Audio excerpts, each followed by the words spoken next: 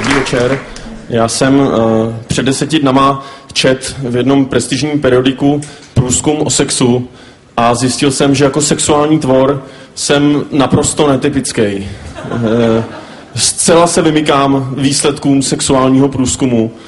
Například 74% mužů má při sexu vždycky pouze jeden orgasmus. Tak já jsem vždycky aspoň dvakrát. Myslím si, že to je slušnost.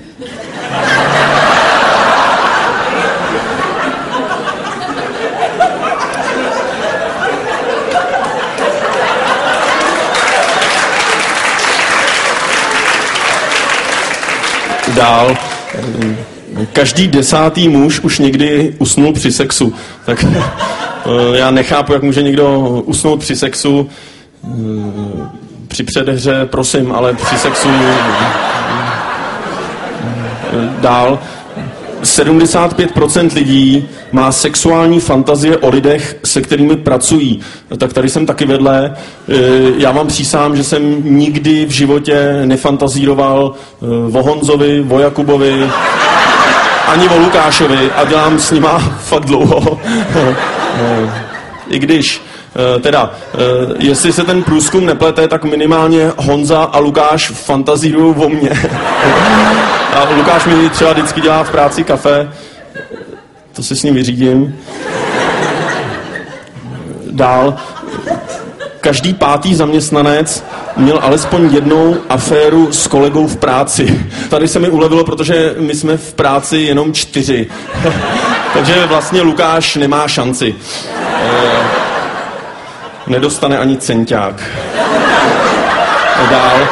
72% mužů trpí komplexem méněcennosti, když si prohlíží hezčí muže na titulních stranách časopisů. Jako hezčí. Co je to hezčí? Jako, že má hezčí tělo a hezčí zuby a hezčí holku a hezčí svaly. A jde do háje takovej šamponovaný sráč. Hezčí.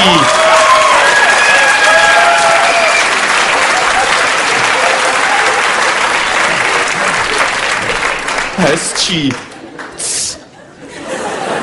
Dál. Průměrný muž má za život asi 8 000 orgasmů, z toho je 6 000 při souloži a 2 000 při onanii. Tak u mě je ten poměr poměrně jinde. Dál. V tom průzkumu vůbec zjistili zajímavé věci, třeba, že na špičce klitorisu je 8 000 nervových zakončení a na špičce penisu jich je 4 000. To by znamenalo, že na jeden klitoris je potřeba minimálně 2. Dál. 41% žen alespoň jednou v životě fantazírovalo o sexu se 2 muži současně. Jo, takže 8 000 děleno 4 000 je... Takže to souhlasí.